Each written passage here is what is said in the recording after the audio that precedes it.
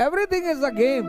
तो मुझे किसी आदमी को सोता हुआ दिखा दो, मैं बता दूंगा कौन से फेस का सपना चल रहा है। रेबैन और बैन चश्मे लगा के गुड्डू पंडित की तरह शहर में घूमेगा गर्ल्स कॉलेज के टाइम पे, और मार खाएगा और बेइज्जती कराएगा। बहुत बहुत बेईमानी चल रही है, कहीं नौकरी है ही नहीं, मोदी जी सब नौकरी खा गए।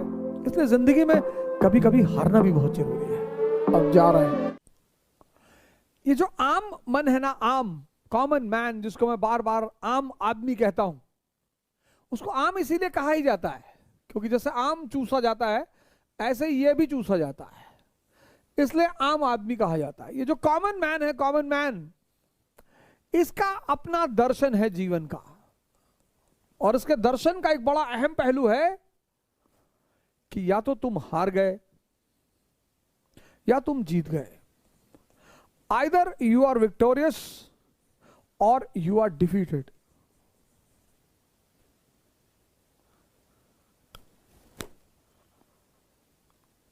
इसीलिए तो आम आदमी है। ये कुछ होता ही नहीं, ना विक्ट्री कुछ होती है ना डिफीट कुछ होती है, होती ही नहीं सर। एरिस्टोक्रेसी बस यहीं पे नियम को बदल देती है, कहती है खेल चल रहा है, एवरीथिंग इज अ गेम। और जब एवरीथिंग इज अ गेम तो या तो विक्ट्री होगी या डिफीट होगी। ये जिंदगी को बहुत सीरियस ले लेता, बहुत सीरियस, बहुत। इसीलिए तो उसे बहुत कुछ नहीं मिलता। ये इतना सीरियस ले लेता है जिंदगी को, अरे बाप रे। भैया भैया देखो भैया, देखो भैया बेइज्जती, अब दिल्ली तैयारी करने जा रहा हूं भैया, बेइज्जती ना होने पाए भैया।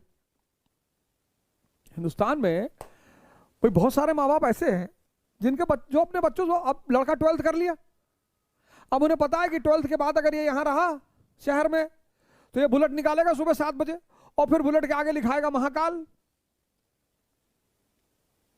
और फिर चश्मा वश्मा लगा के, रेबैन और बैन चश्मे लगा के गुड्डू पंडित की तरह शहर में घूमेगा गर्ल्स कॉलेज के टाइम पे, और मार खाएगा और बेइज्जती कराएगा। तो 12th के बाद सारे माँ बाप लड़कों को कहते थे इंजीनियरिंग कहते, तुम जाओ कोटा जाओ, जाओ कोटा जाओ, तैयारी करो इंजीनियरिंग की, जाओ डॉक्टर बनो। अब उनको सेल पता ही नहीं क्या है, माइटोसिस मियोसिस तो बहुत दूर की बात है, उनको सेल नहीं पता, कोशिका। भेज दिया कोटा में, जाके देखो क्या भीड़ लगी हुई है, आप भागे चले आ रहे हो, कहां जा रहे हो, बोले भैया इंजीनियर बनने जा रहे। भेज दिया, वहां 3-4 साल रहे, फिर 3-4 साल बाद प्राइवेट से कहते बीए भी कर ले। पापा कह रहे थे कि प्राइवेट से बीए भी कर लो, मान लो अगर नहीं हुआ तो। पापा को पता है मानना क्या हो, पापा को पता है उसमें कुछ मानना वानना नहीं है।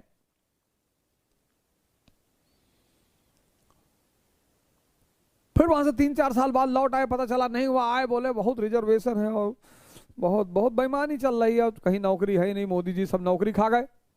पिताजी को लगा अब क्या करें, और उसी बीच पता लगा शहर में किसी शर्मा जी के बेटे का सिलेक्शन हो गया आईएएस में, और मीडिया ने एकदम, न्यूज़पेपर ने फ्रंट पेज पे छापा कि फला फला शहर का बढ़ाया गौरव, और टाउन हॉल में बुला के सम्मान समारोह और ये और वो, और जाके खड़े हैं। और पिताजी को लगा कि अब बहुत सही मौका आया है, तो पिताजी भी अपने बच्चे की तरफ पलटे कि तू हमारे फैमिली का सिकंदर, तू भी हमारा नाम रोशन कर, जा दिल्ली। और फिर किताब उताब कॉपी भरा और जो है लटकाया बैग, और बाबूजी का पैर छुआ कि बाबूजी अब जा रहे हैं, अब कलेक्टर बनकर ही आएंगे। और यहां से तुम वापस नहीं जा सकते दिल्ली से, कोटा से तो तुम वापस चले गए थे, दिल्ली से वापस न जा पाओगे क्योंकि अब बड़े हो चुके हो, अब तुम्हारा अहम काम कर रहा है। अब यहां से लौट के खाली हाथ जाओगे तो दुनिया जीने नहीं देगी। दिल्ली से बस 2 ही रास्ते हैं, दिल्ली आए तो बस 2 ही रास्ते हैं, या तो मसूरी या हरिद्वार। वापस लौटे तो मोहल्ले वाले कमिश्नर साहब कह के जान ले लेंगे। समाज बहुत अजीब है। नीरज चोपड़ा का देखे, ओलंपिक गोल्ड बेचारा जीत के आया, पूरा गांव खड़ा है, भैया हमने एक बार दूध पिलाया था, हमारी बकरी दूध दे रही थी तो हमने भी नीरज भैया को दूध पिलाया था। उनकी बकरी का दूध का एहसान है नीरज भाई पर। ये सब देखा करो वीडियो। पूरा पूरा गांव, पूरा पूरा शहर रास्ते में खड़ा है कि एक बार नीरज भैया जा रहे थे और हमको देख के मुस्कुराए थे। ऐसे तुम्हारे साथ भी होगा, और हार जाओगे ना तो इतनी गाली पड़ेगी, इतनी गाली पड़ेगी। और मजा दोनों में है। और हार के जीतने का जो मजा है, क्योंकि अगर हारे तो दुनिया पता चल जाती कि है क्या। जो लोग जिंदगी में कभी नहीं हारते ना, वो जिंदगी के अंतिम समय में बहुत परेशान होते हैं, क्योंकि अंतिम समय में अगर यूटिलिटी खत्म हुई और दुनिया ने साथ छोड़ा, तब जीना बहुत मुश्किल हो जाता है। इसलिए जिंदगी में कभी कभी हारना भी बहुत जरूरी है।